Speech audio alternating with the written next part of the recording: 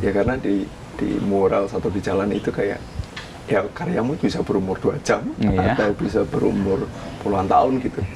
Dan itu ketidakpastian yang menyenangkan menurutku gitu.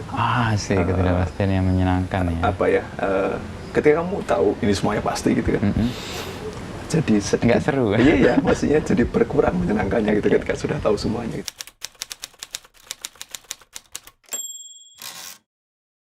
Oke.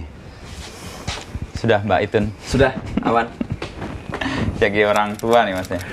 Iya Mas. Ada sesuatu yang berubah nggak Mas setelah perjalanan ada anak di tengah Mas Farid sama Mbak Ambar ya? Yang berubah Mbak?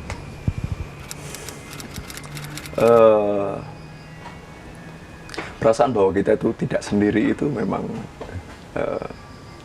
perasaan untuk bahwa kita itu bukan manusia individual gitu ya.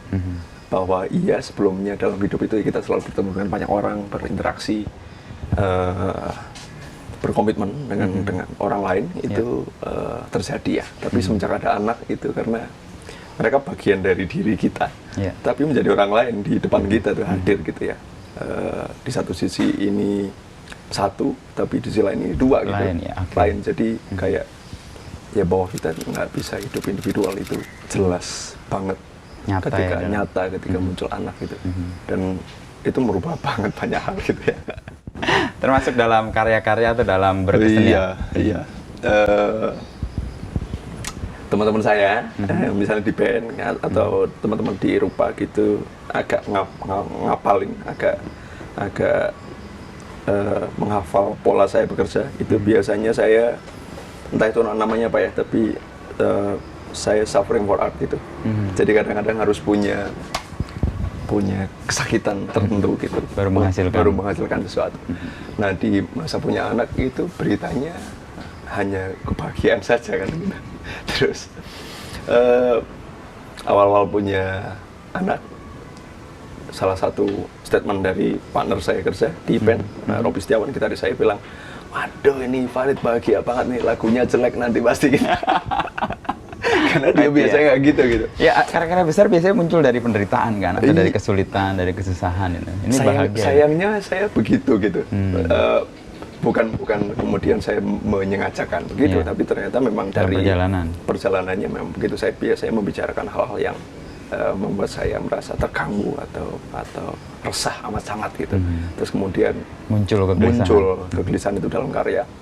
Nah, kegelisahan macam apa yang kemudian muncul dari seorang anak yang lucu gitu ya begitu kan Mas. Kebahagiaan. Ya. Nah, terus mengelola kebahagiaan menjadi sebuah karya itu juga tantangannya besar.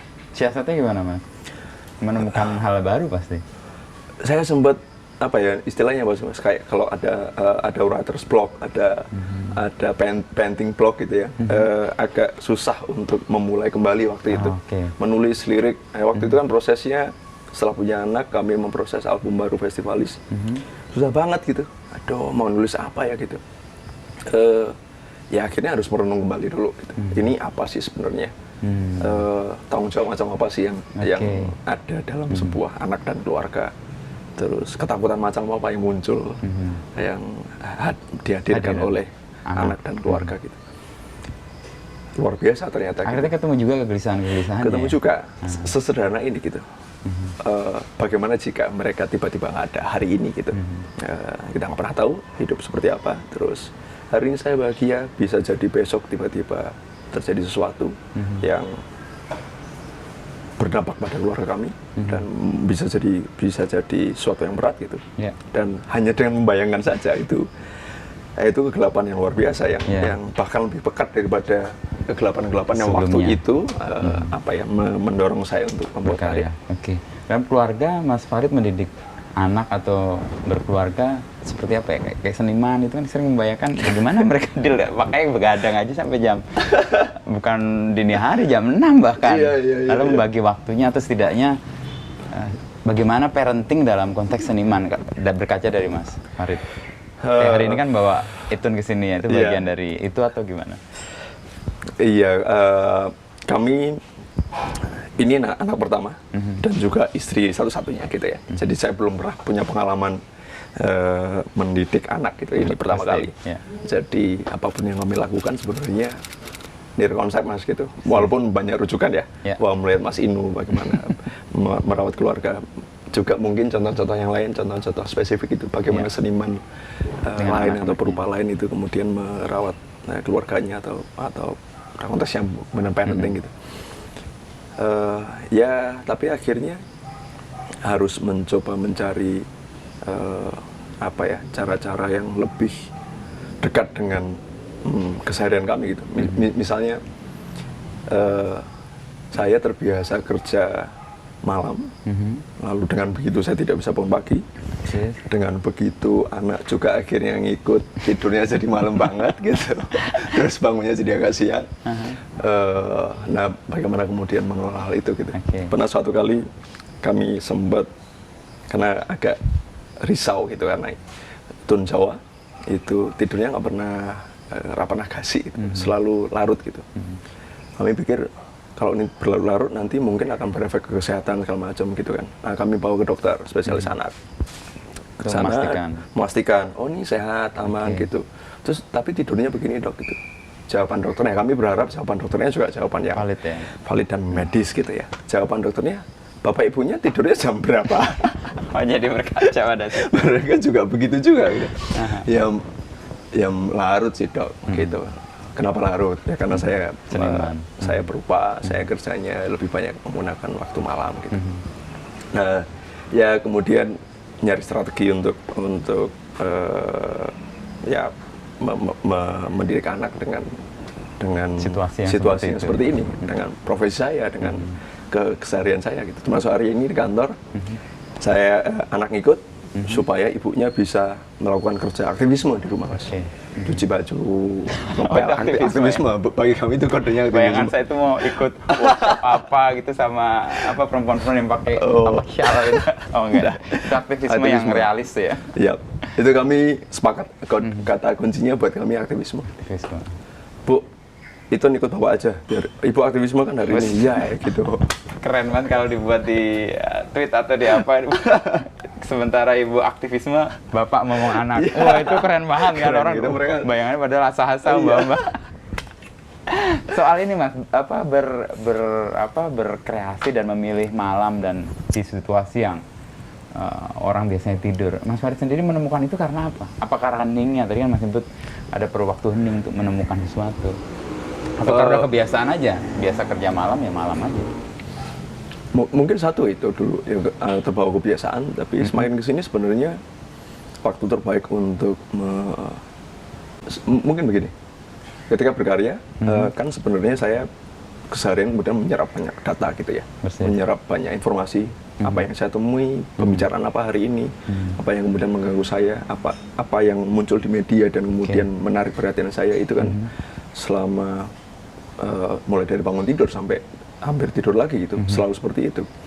Nah, dalam berkarya saya tidak bisa langsung menuangkan itu menjadi suatu bentuk yang lain gitu ya. Butuh satu fase kecil perenungan gitu lah. Pengendapan dulu gitu. Nah, mengendapkan itu memang menurut saya jadi optimal buat saya ketika saya tidak banyak gangguan. Dan tidak ada gangguan adalah? Tidak ada gangguan adalah malam. Tidak ada gangguan itu artinya bukan berarti tidak ada orang di situ juga, tapi anak sudah tidur, istri sudah aman, maksudnya sudah kenyang semuanya, tidak ada yang mengganggu malam ini, sudah tinggal saya dan diri saya, terus kemudian tinggal mengingat kembali apa yang kemudian menjadi pengalaman saya hari ini atau pengalaman saya setahun kemarin, setahun ini atau belakangan ini, atau mengingat kembali apa yang terjadi di hari-hari sebelumnya. Terus kemudian ini mau diapain ya gitu. Itu malam-malam itu malam-malam berbahaya sebenarnya. Kan menyerap lalu mengendapkan dan kemudian mau menampilkan menjadi sesuatu yang lain. Tapi kalau dari aktivitas Mas Farid saya jadi ingat ada filsuf yang mengatakan primo deinde philosophare. Jadi kalau semua sudah aman baru kita bisa berpikir secara filsafat. Jadi misalnya tadi itu udah istirahat, ibunya sudah tidak ada masalah, sudah tenang semua, baru saya berpikir sesuatu yang besar yang nggak lagi terganggu oleh hal-hal yang sifatnya basic gitu ya. Mungkin itu juga ya bentuk malamnya Mas Farid ambil ya. Tapi para perupa umumnya kayak gitu juga ya? Nah, sejauh yang saya tahu teman-teman di grup saya gitu, banyak yang kerja malam. Atau mungkin teman-teman ada yang bisa mengkondisikan ketenangan di siang hari gitu ya. Tapi kalau saya karena siang itu aktivisme saya adalah bekerja gitu, menjadi buruh desain di sini gitu, saya pasti akan banyak kegiatan yang menjauhkan saya dari ketenangan yang itu gitu. Ya urusan sama deadline hari ini terus revisi gitu, gitu. Ya, harus pintar-pintar mencari strategi untuk tetap bisa jalan gitu. Soal kerjaan Mas, tadi Mas Farid bilang kalau siang ya yang berburu dengan deadline, lalu sebagai seorang desainer ya. Terus saya mengenal Mas Farid, saya tahu Mas Farid pertama itu dalam majalah Hai. Kalau jujur saya mau mengatakan, itu tahun berapa ya? 2013 atau 2014? Majalah Hai? Saya pernah di sana. Ada.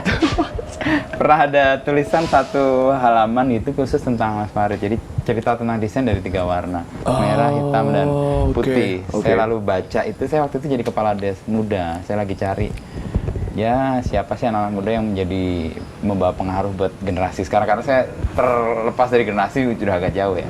Saya baca dan ini siapa ini ya? Saya tertarik, terus kemudian kita ngobrol itu waktu itu kan. Terus jadi apa, di Kompas di sosok belakang itu. Oh iya, itu pertama kali. Itu mulai dari itu ya. Kita ketemunya di studio di Lipstud sebelum ini. Iya. Waktu di Cendrawasih ya? Cendrawasih. Ya. Di gudang waktu itu ya? Gudang. Iya. Nah, yang ini Mas, kerja yang tadi desain itu. Mas Farid membagi kan tadi dalam konteks keseimbangan gitu. Ya malam untuk keheningan, untuk mendapatkan sesuatu yang diendapkan. Kalau deadline ya siang hari. Emang membaginya seperti itu? Ada 3 kebutuhan besar saya yang kemudian saya bagi menjadi 3 kolom profesi. Kalau misalnya bisa dibilang itu profesi, yang satu saya sebagai graphic designer. Saya memulai sebuah studio desain di Yogyakarta, namanya Liberate Creative Colony. Sekarang kita di sini. Ini dimulai sejak saya lulus kuliah. Waktu itu masih jadi angan-angan, karena berawal dari kos-kosan kecil yang hanya ada isi kasur dan lemari tanpa ada komputer sama sekali. Itu yang di Kota Gede? Kota Gede. Nah, waktu itu saya sudah menyebut ruangan kos saya itu sebagai Liberate Studio, Lipstud. Terus kemudian berselang beberapa tahun dari itu, sekarang menjadi kantor kreatif namanya Liberate Creative Colony, yang kemudian kerjanya sebenarnya di wilayah desain, branding, dan segala sesuatu yang mengelilinginya. Itu satu. Terus yang kedua, saya memulai sebuah band di kampus waktu itu tahun 2003, berlanjut sampai sekarang. Dulu namanya Jenny, sekarang menjadi Festivalis. Saya kebetulan didapuk menjadi frontliner, menjadi penulis lirik dan vokalis, karena saya kunci E minor aja, fales gitu, tidak bisa memainkan instrumen sejak dulu sampai sekarang. Jadi waktu itu bikin band untuk acara makrab, terus kemudian ya berlanjut sampai sekarang. Bermain musik di Festivalis itu profesi kedua saya. Terus profesi ketiga sebagai perupa, Mas. Itu juga saya lakoni sejak kuliah gitu kan. Jadi ada 3 hal yang saya lakoni dalam track yang sama. Sebenarnya ini bukan 3 jalur, bukan 3 jalur berbeda gitu. Tapi ini satu jalur, tapi kemudian dalam sebuah kendaraan itu memuat ketiga hal tadi. Karena ketiganya saling berpengaruh satu sama lain. Saya cari duit di sini, di Liberate Creative Colony sebagai desainer. Kemudian saya cari teman di band. Terus kemudian saya cari kepuasan diri, cari apa ya, sesuatu yang tidak tahu gitu. Itu dirubah. Jadi 3 hal itu saya perutnya semoga bisa tercukupi dengan menjadi desainer. Terus kemudian saya berkawan dengan banyak orang. Sosialisasinya dapat di musik. Dapat musik. Kemudian terus isi atas pemaknaannya dirubah. Wah, ini pembagian 3. Kalau di istilah itu ada raga, pikiran sama jiwa.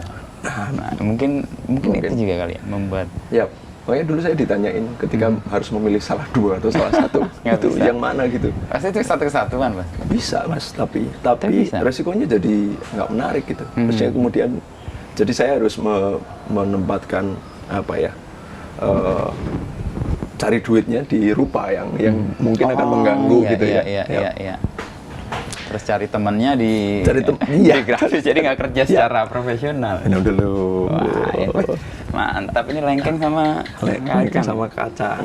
Ini kayaknya petikan kebun-kebun teman-teman kita juga. Mas. Mantap. Jadi membedakan itu sekaligus membuat Mas Farid juga ngerasa optimal di masing-masing ya. Nyari duit ya di grafis, nyari teman di situ, di musik, lalu nyari sesuatu yang mungkin nggak bisa dipahami, dimaknai atau dijelaskan itu di rupa gitu ya. Risetnya begitu, walaupun kemudian ya teman bisa dapat di pasti, begitu pasti. akan saling apa ya mencukupi satu sama lain gitu. Kalau kan bahaya nanti misalnya di rupa dia pengen jualan. Iya. Artinya sesuatu yang sifatnya panjang dan sesuatu yang nggak bisa dibanderol dalam waktu yang singkat. Betul. Kalau di grafis kan ya orang deal dengan sesuatu yang sifatnya bisnis ya. Yap. Walaupun kemudian di rupa juga karya seni kemudian pada akhirnya kemudian bisa menjadi komoditas juga gitu. Karena karya saya juga dikoleksi oleh para kolektor gitu dan ada nilai ekonomisnya juga. Pasti. Tapi ketika berkarya itu bukan dalam rangka itu paling itu kemudian ada per efektum, ada per intentionemnya. Oke. Nah, itu yang setelah berkarya, Mas Farid melihat karya itu gimana? Kayak sekarang nih, yang paling baru kan Mas Farid bikin kereta api, lalu kereta api ganti nih. Iya. Apa perasaannya? Itu gimana? Jadi kan, itu kan satu capaian yang kemudian ya diganti deh. Ada perasaan itu nggak? Atau gimana melihat karya? Perasaan Pak Jonan gimana kemarin ya? Karena waktu itu pas masa kepemimpinan Pak Jonan waktu itu ya. Saya rasa karya itu selalu ada umurnya, mewakili zaman begitu kan. Karena semangat zaman itu sebenarnya harus selalu muncul dalam karya. Zeitgeist kalau bahasa Jerman. Zeitgeist. Nah, ketika zaman berubah, sebenarnya karya yang mewakilinya kemudian harus berubah. Keniscayanya adalah pasti berubah gitu ya. Saya memaknai misalnya dalam konteks logo kereta api yang memang relevansi dengan zamannya mungkin logo saya waktu itu mewakili zaman itu gitu. Yang sekarang mungkin harus diwakili dengan visualisasi yang baru dan semangat zaman yang baru gitu. Walaupun netizen kemudian masih begitu ya, gak rela gitu ya. Padahal berbayar aja. Berbayar santai-santai aja gitu. Uang duitnya juga udah habis dari lama. Terima kasih Pak Jonan. Itu yang saya maknai juga ketika saya punya karya gitu atau sebuah ya misalnya kaos lah yang Mas Farid kan sekarang main di Good Bad Print. Suatu saat pasti akan fading lah, akan luntur dan sebagainya. Tapi justru ketika itu luntur kita pakai menjadi sesuatu. Artinya dia mewakili zaman pergerakannya dan umurnya emang nggak akan abadi itu. Mas Farid kan menyebut itu terus. Betul. Kan. Itu juga kenapa dulu saya suka banget dengan kerja di saya mulai seni rupa di Jalan Mas, street art kan, street art, kemudian agak belakangan kemudian banyak main di tembok mural gitu, ya karena di mural satu di jalan itu kayak ya karyamu bisa berumur 2 jam atau bisa berumur puluhan tahun gitu, dan itu ketidakpastian yang menyenangkan menurutku gitu. Sih ketidakpastian yang menyenangkan ya. Apa ya, ketika kamu tahu ini semuanya pasti gitu kan. Jadi sedikit nggak seru kan? Iya, maksudnya jadi berkurang menyenangkannya gitu ketika sudah tahu semuanya gitu. Hal yang misterius, yang soft, baik itu porn, baik itu apa gitu kan, kadang-kadang lebih menyenangkan gitu. Sekarang masih main street art? Kalau literal tidak, tapi sebenarnya ideologi kerja di jalan itu masih jalani ya, masih saya jalani. Yang saya masih ingat sih yang tempat sampah itu. Masih banyak yang nggak tahu tulisan. Iya. Sampah dan tulisan dan sangat keras itu kritik itu. Keras banget. Dan saya sempat ini layak sebaiknya dipublikasikan tidak sih gitu. Ya waktu itu sempat berpikir, tapi ya itu. Tapi akhirnya terpublikasikan dan orang melihat itu kan. Ya. Dan orang dari tulisan-tulisan itu akhirnya kemudian iki sopo toh iki. Karena itu kuat banget dan menjadi menurut Mas Inu bagaimana karya itu meledak gitu menurut saya orang yang mendapatkan pesan itu. Artinya memang benar sampah. Kita nggak menyebut objek ya, tapi biar orang bayangkan sendiri apa sih ini sampah-sampah. Itu apa? Itu tahun berapa Mas ingat? Waktu itu di Samarinda, Mas. Di Samarinda ya? Di daerah Samarinda ya? apa ya? Dekat pasar kalau nggak salah. Jadi daerah Kumuh, waktu itu di bawah flyover gitu ada tempat sampah. Saya diajak jalan sama teman-teman street art Samarinda. WKT kalau nggak salah, WKT Samarinda. Terus Mas, jadi waktu hari itu saya ada talk show di sana. Terus malamnya ada kerjaan nggak Mas gitu? Ada jalan? Jalan yuk gitu. Ya udah disambut sama teman-teman street art Samarinda, diajak ke spot. Terus sempat bikin piece barengan, kolaborasi. Terus udah beres nih. Masih sisa nih. Sayang nggak boleh. Ada yang menarik tuh di samping situ gitu. Karena orange lagi kan, warna paling kuat gitu. Warna survive atau sikat gitu. Nah, itu sebenarnya saya di tahun 2000-an 6, 7, 8 sampai 2010 itu kerja saya begitu. Baru setelah itu beralih ke sesuatu yang lain. Iya, 2009-2008 itu ada sebuah era di mana sebutannya boom pasar seni rupa. Boom pasar seni rupa. Jadi tiba-tiba dinamika seni rupa di Jogja khususnya waktu itu, saya kurang tahu di tempat lain seperti apa itu. Jadi sangat dinamis banget. Banyak sekali pameran, banyak karya terbeli.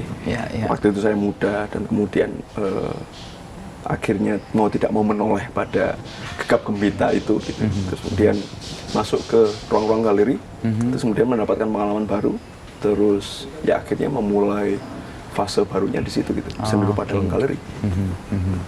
Dan posisi itu sekarang berlanjut sampai sekarang? Sekarang berlanjut. Tidak semata-mata kemudian saya nyemplung situ sepenuhnya gitu, tapi ada khasanah baru yang kemudian muncul di tahun-tahun itu. Tadi saya teringat lagi ketidakpastian yang menyenangkan itu. Hidup sebagai seorang perupa, bayangan saya juga beberapa teman perupa, itu kan hidup dalam ketidakpastian sebenarnya. Nggak digaji, kamu bukan PNS, kamu bukan pegawai, karyamu belum tentu dibeli dan sebagainya. Itu gimana bisa meyakinkan orang lain atau orang tua lah setidaknya, atau calon istri sebelum sekarang menyantun itu dalam ketidakpastian itu bisa yakin? Seingat saya tidak pernah meyakinkan orang lain bahwa pilihan hidup saya untuk bersenian atau kerja di seni rupa itu akan menjamin siapapun yang kemudian dekat dengan saya gitu.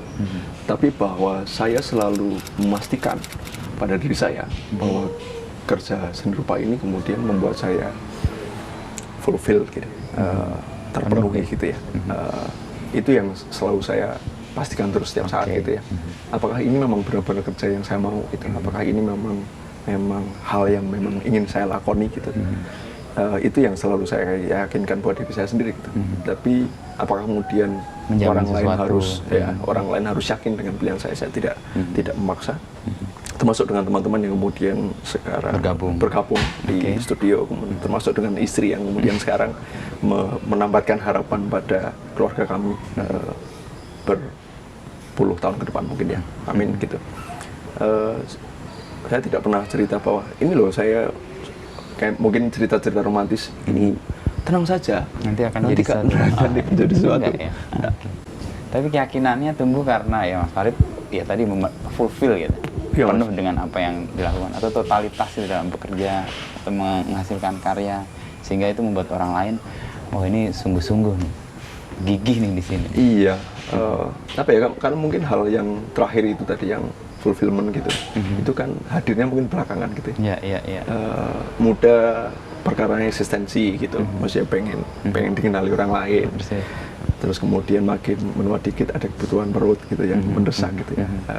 Tapi apakah hidup cuma cukup dengan kenyang dan keren gitu? Tapi ternyata ada ruangan-ruangan ceruk-ceruk baru yang kemudian muncul di saat semakin tanda kutip mendewasa gitu, atau menua lah gitu. Yang ternyata itu adalah hal yang kita nggak tahu itu apa gitu ya. Pertanyaan-pertanyaan yang mendasar gitu ya. Aku ini siapa? Aku ini hidup untuk apa? Apa sumbangsih kita untuk hidup ini untuk orang lain? Itu kan munculnya belakangan. Nah di Rupa saya pikir ruang steril satu-satunya yang sekarang masih bisa saya gunakan untuk itu. Gitu. Untuk menjawab pertanyaan-pertanyaan itu. Nah di musik apakah tidak bisa? Bisa. Tapi di musik karena saya kerja kolektif di musik, dengan tim, saya dengan tim, ada banyak kepala, ideologinya banyak. Jadi tetap harus bernegosiasi banyak. Kalau di musik di band. Kalau untuk karya-karya yang lain, misalnya Mas Farid salah satu yang dikenal juga luas itu filosofi kopi ya. Ya. Selain yang kereta api dan ada Maici, saya nggak tahu Maici sekarang apa kabar itu ya? Udah nggak dengeran. Kurang tahu. Ya, sudah tidak. Bagaimana sebuah logo atau sebuah karya itu kemudian menurut Mas Farid itu dikenal dan kemudian melekat gitu.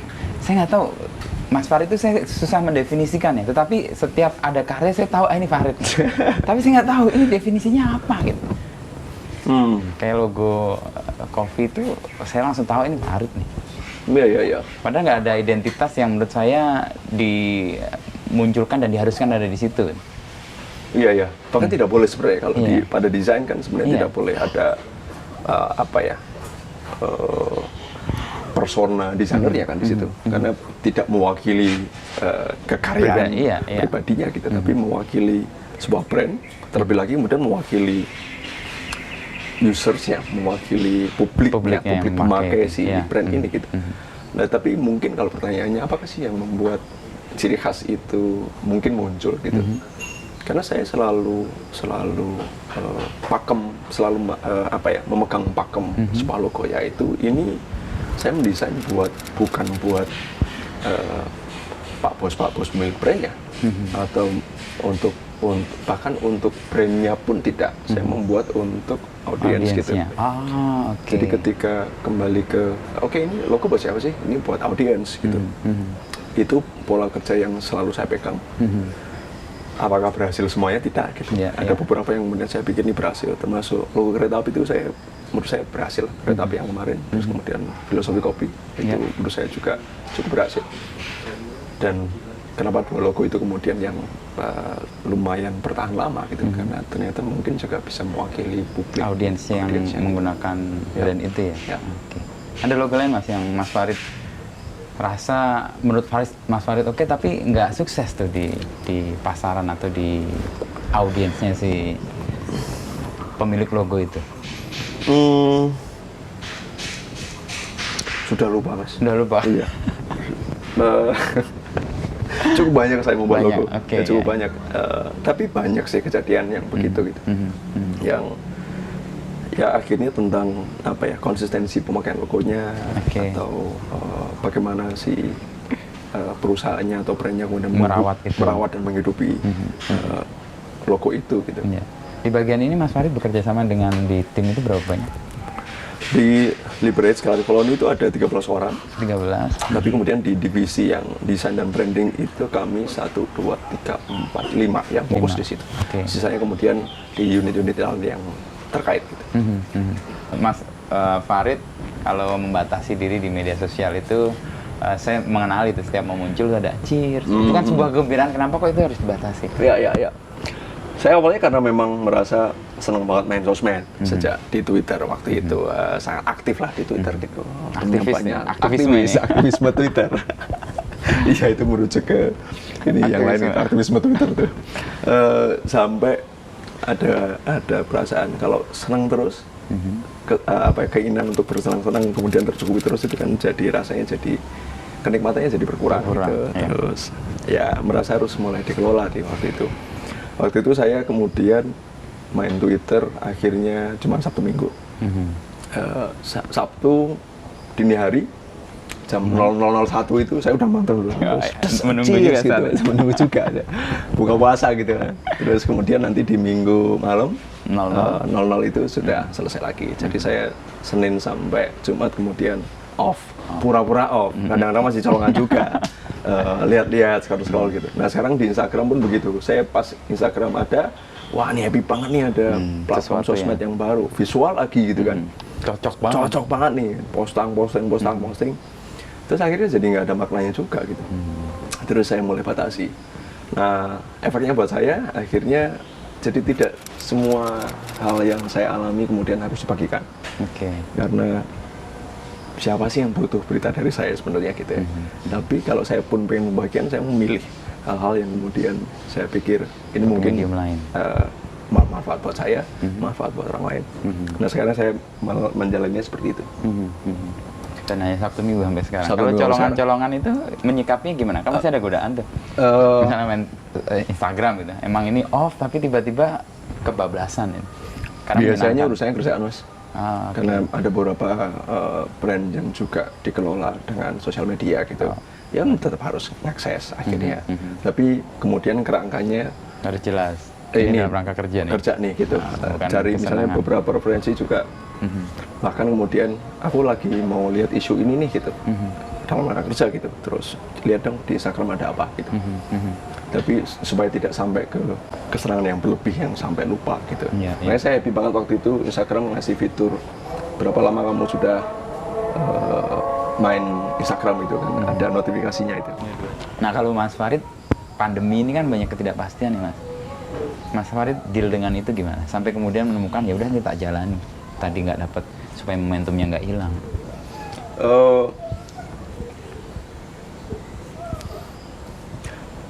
Tentu saya bingung sih mas di awal, Awal. karena sama seperti banyak Ya. hampir semua orang yang mengalaminya gitu. Bingung ini harus diapain ya gitu. Saya ingat betul waktu itu awal-awal yang kita lakukan pertama adalah mencoba memahami ini apa gitu ya, Ya. perbanyak baca, perbanyak Feeding, dengar ya. gitu, feeding supaya kemudian nggak salah ambil keputusan gitu. Persis. Langkah berikutnya yang kita ambil waktu itu kemudian kantor kemudian kerja di rumah, terus band tentu saja tidak melakukan aktivitas di luar ruang sama sekali, stop. Terus akhirnya kami bersama-sama mendapatkan waktu luang sendiri masing-masing gitu ya, karena tidak ada kewajiban untuk berkantor. Kantor.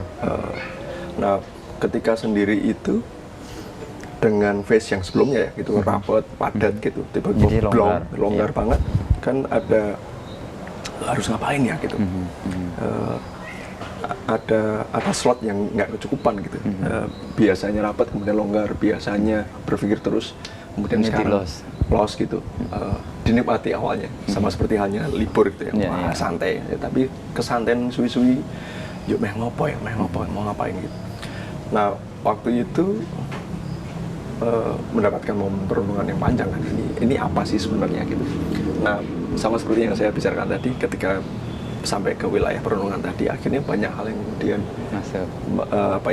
teringat kembali apa yang dialami dulu tahun-tahun belakangan atau masa-masa yang mungkin kita sudah tidak pernah mengingat kembali, sampai ke titik di mana saya ingat sebuah tugas keluarga, satu tugas keluarga yang selama ini kemudian tidak pernah saya selesaikan. Oh, itu kayak Memanggil kembali, dan mungkin ini saatnya, karena sebelumnya saya tidak pernah, kenapa sih saya Ada waktu. nggak ada waktu gitu. Karena ada prioritas lain gitu ya. Oke. Tapi hari ini kemudian sepertinya Terbuka waktu yang ruangnya. tepat gitu. Ruangnya ada, waktunya ada, dan kesempatannya terbuka lebar hari itu. Terus kemudian saya meniatkan diri untuk melanjutkan tugas itu, nyemplung lah, terus terakselerasi.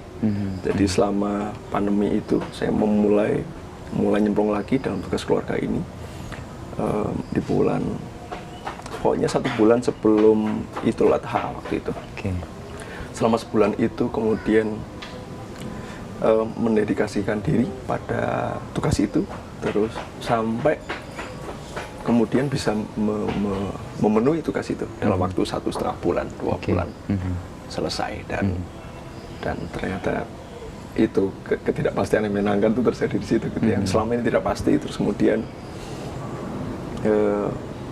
menyediakan diri untuk kemudian tetap merawat hal itu, terus kemudian sampailah ke titik yang kamu cari gitu.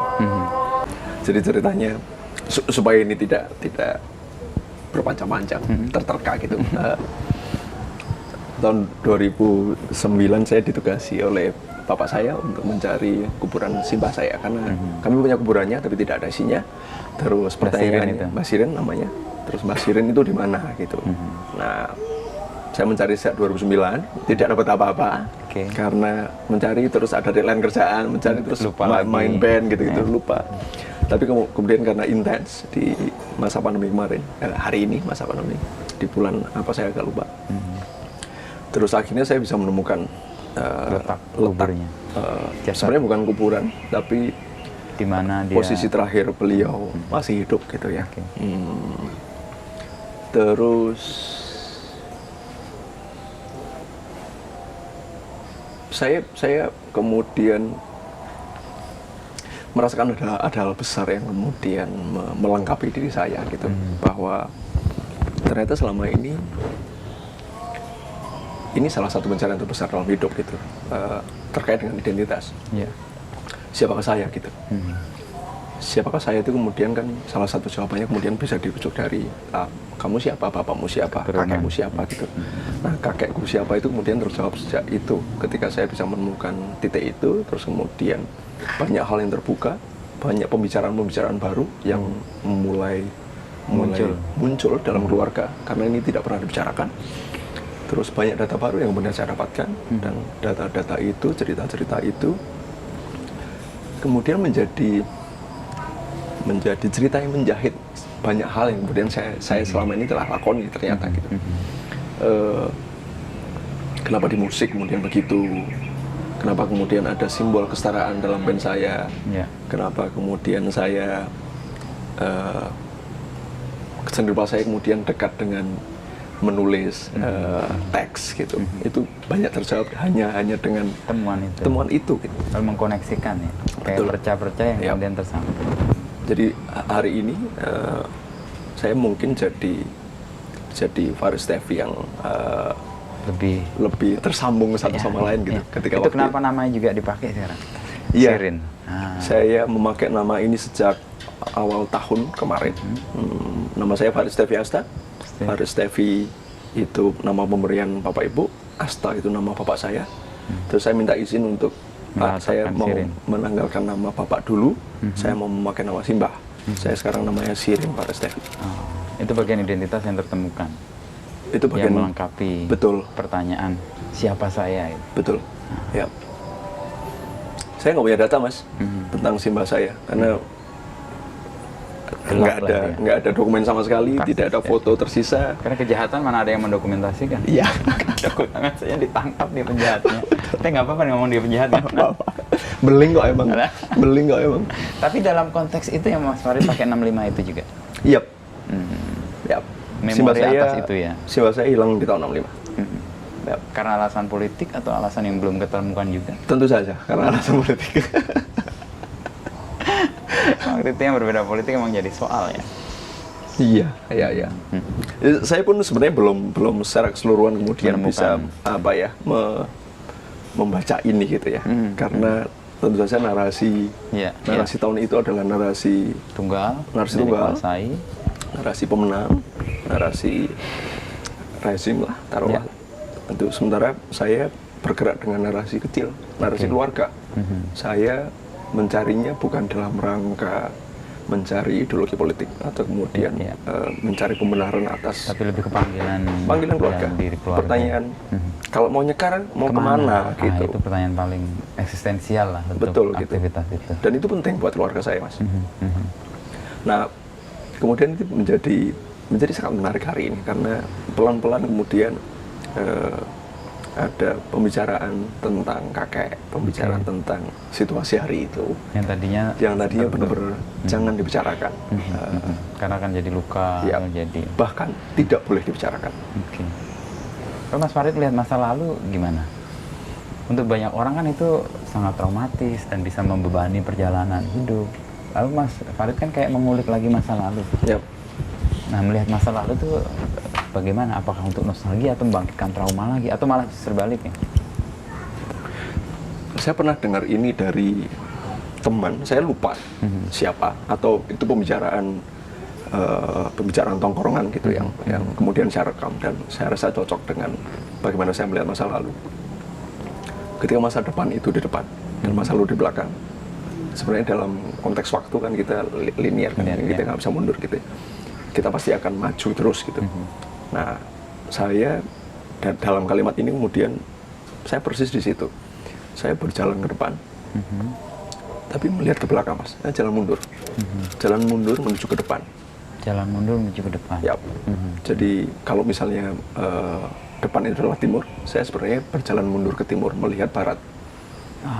Oke. Jadi masa lalu itu saya hadapi terus gitu. Tapi saya berjalan mundur. Saya tetap menyaksikan masa lalu saya. Tapi saya sadar bahwa saya semakin menjauh dengan itu gitu. Itu satu-satunya cara saya untuk tetap tidak lepas dari jati diri saya. Karena jati diri saya terbentuk di masa-masa sebelum saya gitu. Bukan hanya sejak saya lahir, tapi ternyata sejak sebelum-sebelumnya, dari moyang, dari siapapun yang kemudian ada waktu itu sampai saya hadir di dunia ini gitu. Supaya tidak terjebak masa lalu terus-menerus, gimana menyiasati Mas? Kan jalan mundur untuk ke depan, itu sesuatu yang agak kontradiktif sebenarnya. Ya, tahu tujuannya Mas di depan. Yang penting tahu tujuan. Ya. Jadi kalau tahu tujuannya, punya cita-cita di depan, kan ya masa lalu itu menarik gitu ya, menarik untuk, dan kadang-kadang kemudian jadi tricky gitu. Tapi kalau misalnya kita tahu kita mau ke depan kok gitu, kami tetap akan jalan ke sana gitu. Itu malah dipakai sih untuk jalan ke depan malah ya. Iya, dan saya pikir kenapa jalan mundur itu kan, terus kamu kan nggak bisa lihat arahmu kan. Navigasinya itu menurut saya masa lalu tadi gitu. Jangan mengulang kesalahan masa lalu, itu navigasi. Itu titik bintang, rasi bintang tertentu yang harus kamu ikuti. Jangan mengulang kesalahan masa lalu. Terus kemudian lakukan apa yang pernah dilakukan oleh moyangmu, hal-hal baik yang pernah dilakukan moyangmu, itu juga navigasi yang lain lagi gitu ya. Terus lihat juga apa yang sudah kamu alami dalam hidup. Jadi supaya kamu tidak melupakan prosesmu gitu. Orang yuk tiba-tiba ada prosesnya ya. Tiga navigasi itu yang jadi kayak masalah menuju kemana gitu ya. Iya, navigasi. Kalau untuk tujuan yang panjang kan tadi Mas Farid juga melihat kalau sudah pasti itu ya menjemukan lah. Jadi ketidakpastian itu kita harus bersiasat gitu, mengambil tuntutan yang diminta hari ini untuk kita respon secara tepat gitu ya. Sampai di mana Mas Farid kemudian melupakan tujuan. Ya gue mau respon hari ini nih. Atau ya udah dalam proses ini nanti tujuan akan tercapai kok, ada keyakinan itu. Saya lebih milih yang kedua. Ketika ada keyakinan ya, ada percaya betul nih bahwa kita ingin ke sana gitu. Pada akhirnya apa yang kita lakukan sehari-hari itu secara nggak sadar atau secara sadar itu sebenarnya dalam rangka itu gitu. Selama kita yakin ya apa yang dicari gitu ya, itu ya pasti akan ada gesek-geseknya hari-hari ini gitu. Tapi akan jadi nggak menarik kalau misalnya kita berusaha responsif setiap hari seperti apa, tapi kita ngerti ini sebenarnya mau kemana sih gitu. Ya akhirnya jadi rubuh-rubuh gedang, jadi mengalir ono apa ya di kabeh di meloni gitu. Padahal nggak begitu harusnya. Padahal nggak begitu. Hanya ikan mati yang ikut arus katanya. Sama sampah katanya. Tapi ada lele di situ Mas. Airnya nggak ngalir. Itu miara lele itu dalam konteks respon juga atas pandemi. Iya. Lumayan saya lihat gede-gede. Sudah dipanen. Wih, sudah dipanen. Panen lele dibakar bersama atau gimana? Iya. Mas Kuncung tadi yang membuatkan kita teh itu juru rawat lele. Soal karya yang tulisan nih Mas, kan itu kuat banget ya jadi identity ya Mas Farid, meskipun nggak diklaim bahwa itu identity Farid, tapi ngeliat ini pasti orang Farid, orang bikin kayak gini mirip-mirip pun orangnya ini Farid. Sampai ketemu itu gimana? Sampai kemudian pakai ini sebagai bagian yang Mas Farid tekuni dan ya ini akhirnya jadi identity itu. Dalam beberapa babak identitas visual saya di Kerja Seni Rupa itu ini bapak yang saya mulai di tahun 2013. 2013 saya pameran di Bali waktu itu di Gendra Gallery, pameran tunggal. Era sebelumnya saya tidak memainkan banyak teks. Terus kemudian hari itu 2013 itu era di mana saya merasakan bahwa generasi itu generasi yang mendapatkan tsunami teks gitu. Setiap hari kemudian muncul teks, Twitter, sosial media, berita yang muncul di bawah running text segala macam. Teks itu muncul setiap saat. Nah saya waktu itu kemudian pengen menambahkan, pengen menceritakan zaman apa yang waktu itu saya alami gitu ya. Terus kemudian teks itu muncul begitu saja gitu, tanpa saya olah sebenarnya. Itu saya hanya meracau gitu, hanya meracau teks gitu. Dan 2013 kemudian saya menggunakan teks sebagai kode visual utama dalam karya saya. Kode visual utamanya. Terus kemudian hal itu juga sebenarnya sebagai cara saya untuk menyambungkan dengan kerja saya di band yang menulis lirik dan bernyanyi gitu ya. Saya sebenarnya kerjanya juga dengan teks juga di band. Terus kemudian saya satukan di teks itu di karya-karya rupa. Nah, tapi sebenarnya kalau misalnya dirunut sampai sekarang, ini juga baru terungkap belakangan flashback-nya ketika hari ini kemudian saya menemukan banyak cerita. Yang tugas keluarga tadi. Betul. Keluarga kakek saya, keluarga yang ditebas, keluarga generasi bapak saya, itu keluarga yang tidak boleh cerita, yang bungkam, jangan cerita supaya aman, supaya tidak dipersalahkan lagi. Nah, saya adalah generasi yang kemudian sebenarnya tidak punya relasi politik, dengan ketakutan itu, relasi dengan ketakutan itu, dan tidak ada alasan untuk saya tidak bicara. Dan teks itu menjadi medium yang tepat untuk bersuara. Dengan kedekatan saya dengan kerja praktek teks di seni rupa maupun di musik. Jadi saya tidak memilih teks untuk menjadi wakil saya, tapi teksnya memilih. Iya, sepertinya teks memilih saya gitu. Nggak tahu itu bagaimana ya, tapi begitu. Tapi nggak cukup verbal ya dengan ide-ide yang tadi Mas Farid mengatakan bahwa ini tempat bersuara. Mas Farid kan yang merespon apa aja gitu ya. Iya. Yang kadang-kadang nggak bahkan bertentangan dengan ide yang besarnya gitu. Betul. Ya. Itu gimana Mas Farid memilih itu? Saya itu sebenarnya akhirnya jatuh cinta sama teks, Mas. Mungkin apa ya, itu pengandaian yang terlalu berlebihan mungkin ya. Tapi saya jatuh cinta dengan teks memang. Jadi teks itu buat saya memuaskan sekali. Cerita itu sangat menyenangkan. Tulisan-tulisan itu selalu menggugah perasaan tertentu yang menarik. Berbeda dengan medium yang lain ya? Berbeda dengan gambar, visual bahkan atau berbeda audio. dengan audio gitu. Teks itu menurut saya spesifik gitu. Dan bagaimana kemudian saya menggunakan teks untuk merespon apapun yang ada di sekeliling saya itu jadi laku yang menyenangkan gitu. Mungkin spiritual mungkin buat saya gitu ya. Karena menulis itu spiritual buat saya akhirnya gitu. Mungkin saya juga belum bisa menulis seperti layaknya penulis buku Mas Inu sudah menulis buku banyak, para penyair gitu ya. Saya menggunakan teks kecil-kecil, syair gitu. Iya, berantakan di mana-mana gitu. Tapi mungkin cara itu yang memilih Mas Farid sebagai alatnya. Mungkin ya. Karena kekuatannya belum tentu juga tidak lemah atau mungkin malah lebih kuat ya dibanding misalnya membuat buku ya. Saya membayangkan generasi sekarang ya terpikat dengan kutipan belakangan ini. Ya nggak belakangan, mungkin 3-4 tahun terakhir lah. Dan kutipan itu kemudian memunculkan ide-ide yang lain sebenarnya. Mungkin dia nggak ngerti konteks kutipan itu dari mana, tapi dia menghasilkan respon yang lain gitu. Dan buat saya itu fine juga. Orang nggak tahu konteks aslinya, tapi dipicu oleh kutipan itu dia menghasilkan sesuatu yang lain. Mungkin juga cerminan generasi yang merespon ini juga. Kalau kata teman kita di teman-teman perbukuan yang bukunya Karl Marx, Das Kapital itu nggak laku. Tapi buku yang memuat kutipan Karl Marx pada Das Kapital itu laku gitu. Persis. Atau apa generasi yang enggan dengan kedalaman atau apa ya? Juga sebenarnya bukan dangkal juga orang yang senang kutipan itu. Kan dia gini, kemarin dengan Pak Jonan itu unik, dia masih terkenang dengan buku namanya Doa Sang Katak. Isinya cerita pendek-pendek, Mas. Cerita si Nasruddin ketemu dengan monyet gitu. Tanya, kenapa kok kamu ngambil ikan dari kolam ketika banjir? Saya ingin menyelamatkan dia.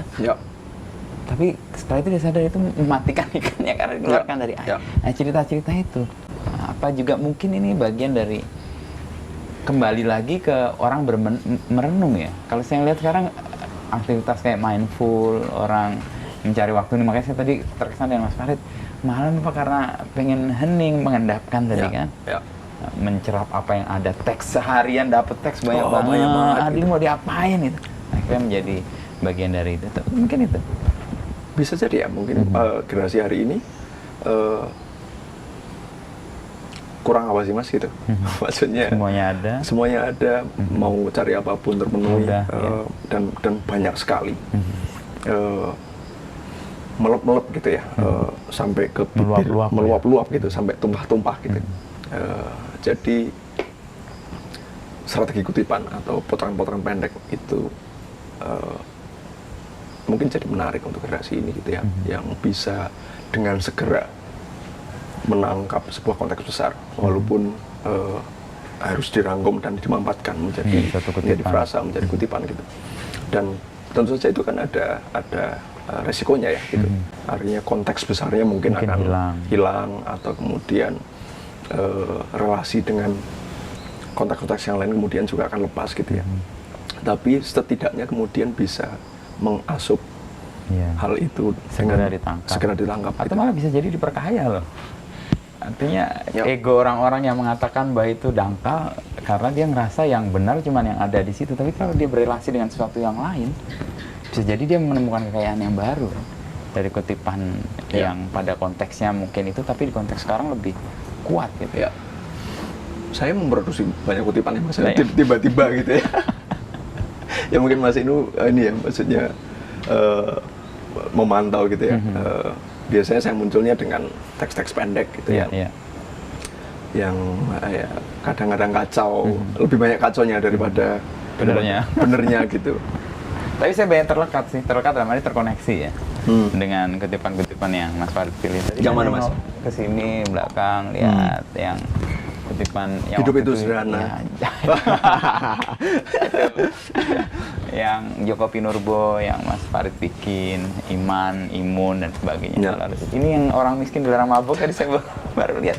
Itu kuat banget itu teks itu. Saya bikin tulisan itu 3 tahun lalu kali pas Yuki rilis Libertaria itu.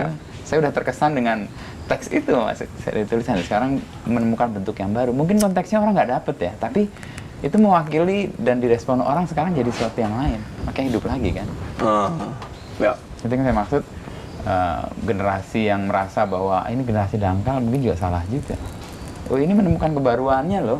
Mungkin kedalaman yang lain yang kita nggak paham atau generasi sebelumnya. Iya. Saya pernah bikin satu tulisan tentang bagaimana antar generasi memahami satu sama lain.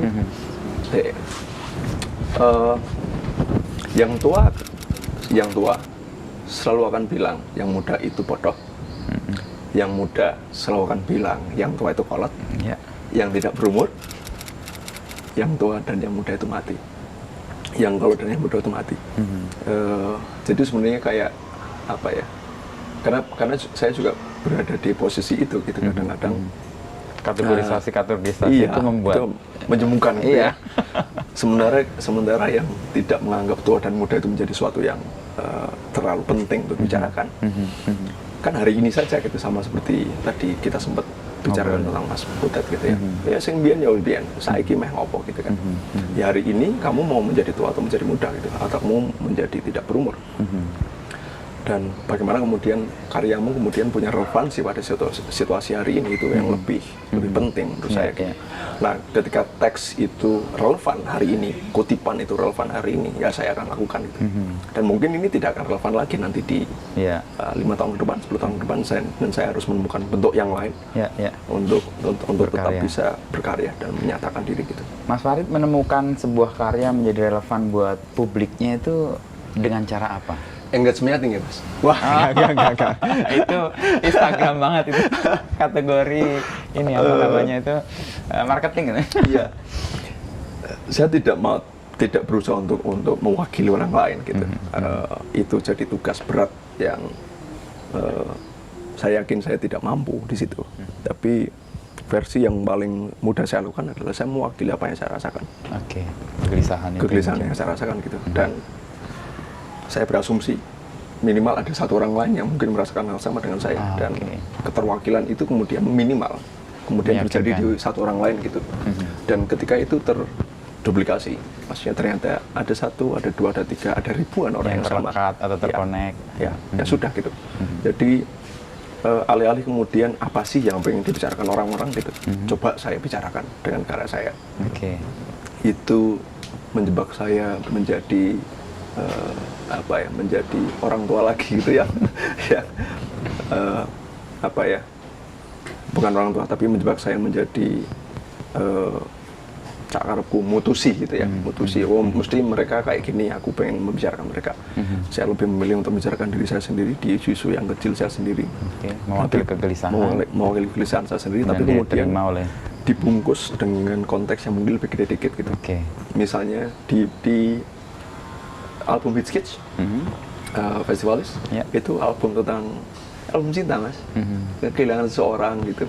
Tapi ini mungkin akan lebih baik kalau misalnya kehilangan itu tidak melulu tentang kehilangan seorang wanita yang dicintai, tapi kehilangan kesempatan, kehilangan sosok guru. Itu bungkus tadi itu menjadi lebih besar ya. Nah, kemudian bungkus lebih besar itu kemudian mungkin bisa dimaknai lebih banyak orang. Kalau kemudian Mas Farid bisa melepaskan, kan itu suatu topik misalnya kayak teks nih, relevan nih sekarang, dan Mas Farid masuk di situ, oke. Suatu saat ini nggak relevan. Nah, gimana Mas Farid melepaskan ya wes lah itu, terus menemukan lagi yang relevan baru lagi? Saya pikir juga tidak harus menunggu lama, karena setiap hari ada kebaruan gitu, perubahan gitu. Ya saya sesederhana produksi aja terus gitu, supaya tidak terlalu terjebak pada ini itu yang sudah dibikin yang lama. Makanya setiap hari saya tetap berusaha banget untuk tetap nulis, tetap menggores teks gitu, ya supaya relevansi keseharian itu tetap ada gitu. Hari ini apa sih? Bulan ini apa sih? Gitu. Jadi kayak pengendapan lagi ya? Iya. Kalau Mas Inu mungkin terakhir kali ke studio yang di rumah, itu mungkin masih bersih. Nah sekarang udah berantakan Mas itu. Karena ya, banyak teks, semua direspon. Ngobrol, denger apa, terus nah, mungkin itu praktek saya gitu ya, mendengarkan melihat banyak, terus kemudian ya sudah dicoret-coret saja. Itu siasat abadi itu. Nah, tiga hal yang bisa dilakukan orang untuk abadi. Satu, nanam pohon. Kedua, nikah dan punya anak. Ketiga, menulis. Dan teks itu sebenarnya salah satu yang membuat itu abadi. Oke, saya lakukan menanam pohon habis ini. Yang belum saya lakukan menanam pohon. Iya, benar sudah. Menanam pohon paling enggak, atau ternak lele, tapi ternak lele habis itu dipanen sama Mas. Iya. Dalam hidup Mas Farid apa yang belum tercapai atau sesuatu yang ingin diwujudkan tapi belum dan sekarang lagi dirintis?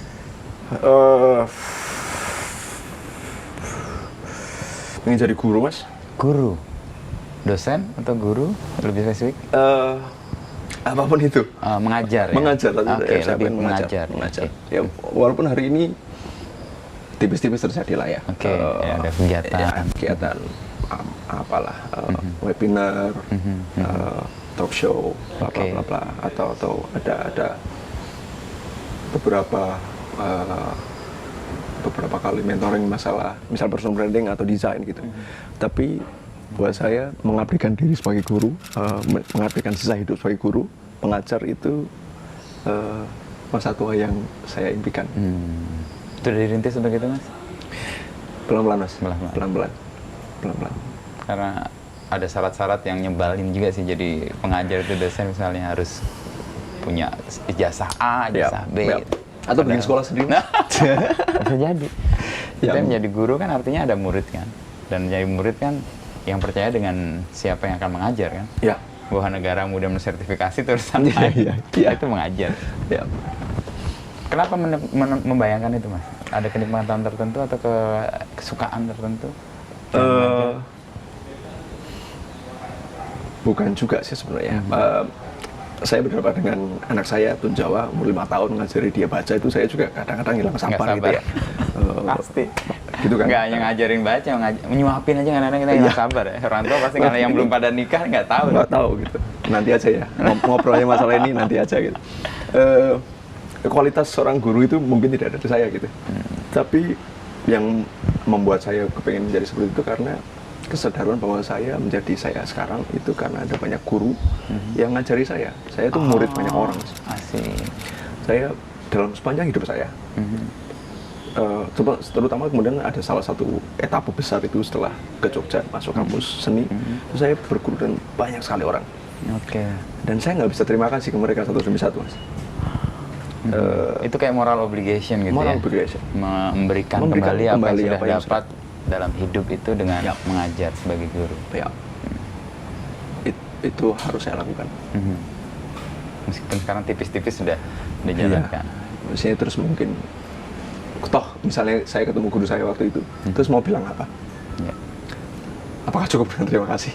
Ya mungkin itu. Ya. Tapi bentuk terima kasih yang lain adalah memberikan apa yang sudah kita kasih kepada orang apa yang kita dapat kepada apa yang kita sudah dapat diberikan kepada orang lain yang mungkin belum mengerti itu atau butuh pengetahuan tentang itu. Oh, itu yang menggerakkan ya? Iya. Oke. Dan itu memastikan guru-guru saya hidup. Dan dengan begitu ada syarat keempat untuk hidup abadi, Mas. Menulis, punya anak dan punya posisi anak, menanam pohon, menjadi guru. Betul, menularkan pengetahuan, kan pengetahuan akan hidup terus menerus ya. Dalam posisi itu, oke sih. Saya udah jadi guru sih. Iya dong. Dan itu saya nggak memilih karena ya jadi saya suka, lalu ada kampus yang memanggil dan saya dibilang jadi dosen mau nggak Mas? Saya coba dulu. Oh iya ini siasat keempat ini. Jadi abadi. Saya temukan dari langsung kita ya.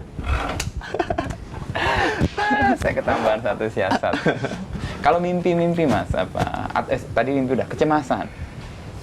Tapi saya rasa Mas Farid ini bukan orang yang mudah cemas karena tadi melihat ketidakpastian tuh sesuatu yang menyenangkan. Orang yang cemas itu karena dia takut dengan ketidakpastian. Yep. Tapi seperti Mas Farid pun saya yakin juga ada kecemasan. Kalau boleh ini apa kecemasan Mas Farid? Kalau kolesom saya habis Mas. Cemas. Nggak tahu nih oh, iya. Minuman nenek moyang. Minuman nenek moyang. Yang nenek moyang. Orang miskin nggak boleh itu ya? Itu boleh ya orang miskin itu? Iya saya agak susah menjawab hal ini. Tapi hari-hari ini yang membuat saya cemas ketika anak istri saya tidak bahagia. Itu membuat saya cemas. Itu bagian yang itu saja sih, itu saja yang jadi prioritas sekarang ya. Atau kemudian kalau dilebarkan sedikit ketika orang-orang di sekitar saya, orang-orang yang saya cintai nggak bahagia atau yang nggak menemukan kebahagiaan dalam hidupnya bersama saya gitu. Itu membuat saya cemas. Kalau dekat sama saya sedih, dekat sama saya tertekan itu saya cemas. Kamu kenapa tuh? Itu maksudnya apa saya yang membuat kamu cemas? Apakah kerjaan di kantor yang membuatmu merasa tertekan? Bagaimana kita mengelolanya? Apakah kegiatan saya di luar rumah misalnya sama istri sama anak itu yang terlalu banyak yang membuat kalian merasa jauh dengan saya misalnya itu tuh hal yang membuat saya cemas. Selalu harus segera dimitigasi. Kenapa dan harus bagaimana ya? Karena tanpa begitu saya nggak bisa tenang Mas. Kalau nggak tenang ya akhirnya nggak bisa bikin apa-apa. Makanya harus malam-malam itu salah satu menjawab itu juga. Kenapa dia nggak senang sama saya? Kenapa nggak dia? Dalam posisi itu Mas Farid sendiri kan harus deal tuh ya. Misalnya ketemu anak atau istri atau orang-orang terdekat itu nggak bahagia atau nggak senang. Terus Mas Farid langsung memenuhi supaya mereka senang atau nggak? Bicara. Caranya itu? Ya, dibicarakan pokoknya.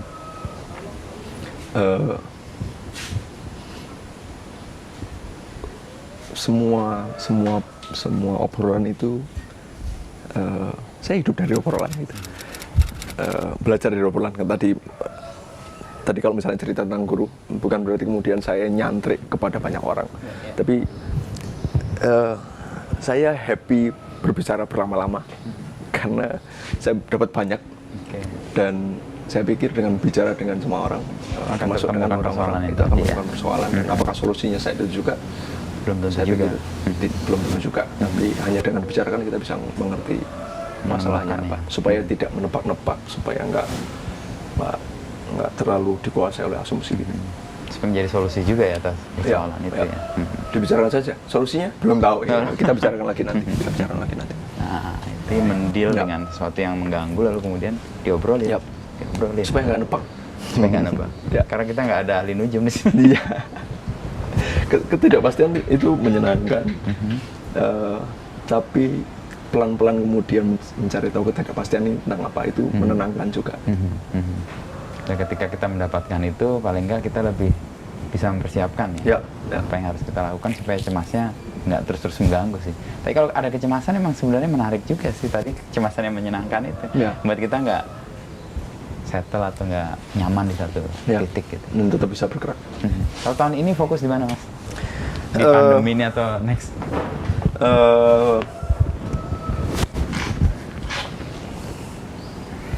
Tahun ini saya sepertinya tidak mau berkeputusan apapun gitu. Saya lebih banyak menaikkan antena gitu ya. Mau ini ya, mengenal apa yang harus dan membangun kesadaran baru atas hidup gitu. Jadi mungkin kalau misalnya ini dalam konteks kurun waktu, mungkin tahun depan saya mungkin baru akan mengelola ini menjadi apa gitu. Tapi sejauh ini yang jadi kerentak, jadi apa ya, dorongan kecil dalam hati, seni rupa. Seni rupa. Ya. Ini karena tahun ini album Festivalis yang baru sudah rilis, jadi harusnya tahun-tahun ini di Festivalis agak lebih sedikit longgar. Lalu dirupa dan Liberated Karate Colony tahun 2012 tahun depan sudah akan mulai masuk ke level baru, kemandirian teman-teman generasi yang baru. Jadi saya bisa lebih fokus ke studio seni rupa dan kerja-kerja seni rupa. Kalau kesadaran baru yang dapat selama pandemi apa?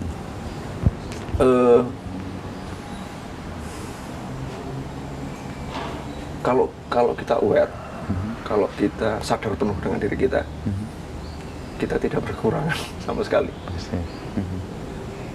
Pandemi ini kita nggak ada pemasukan, tidak ada pertemuan, tidak ada forum-forum besar yang menyenangkan gitu. Tapi dalam kesendirian pun ketika kita tahu kita butuhnya apa, ya akhirnya tercukupi dengan semuanya. Ternyata kebutuhan, misalnya ternyata kebutuhan saya adalah ziarah. Ternyata kebutuhan saya adalah pulang ke orang tua. Itu ternyata juga memenuhi gitu ya. Memenuhi kebutuhan juga. Jadi selama kita aware, sama kita sadar dengan diri kita sendiri, sebenarnya kita tidak akan pernah merasa kekurangan apapun. Itu di pandemi dapat. Wah, ini mindful banget ini.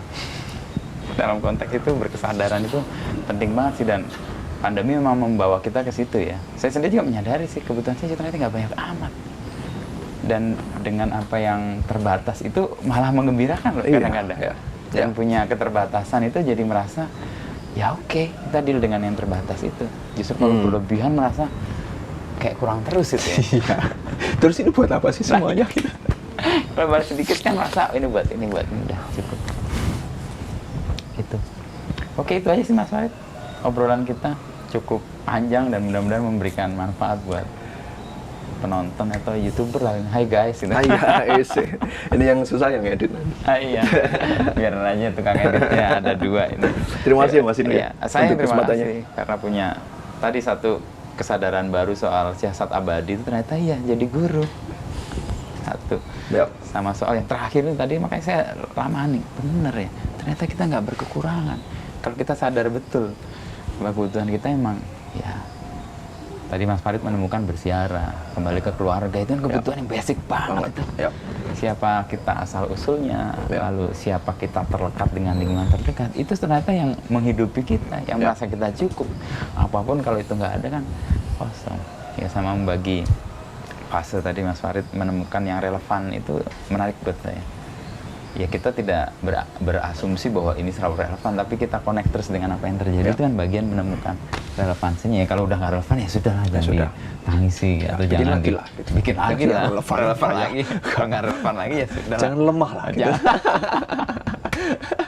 Sama satu lagi yang terakhir. Habis ini kita bikin artis on demand beginu, Haris Devi, ketidakpastian yang menyenangkan. Itu mudah-mudahan kita buat nanti dan segera. Saya utang banyak di sini. Utang budi banyak karena tulisan itu jadi orang terlekat dan melihat ini Mas Farid ya, langsung loh. Itu heran saya.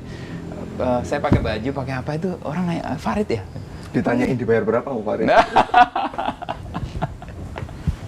Mas Farid kan model kayak petani kan, ini perupa agraris. Mas Farid itu Jogja lantai 2 ya? Saya Gunung Kidul. Nah, iya. Gunung Kidul. Makanya tinggal di sini juga kan. Ini kayak lantai 2 Lantai juga 2 kan, gitu. lebih tinggi.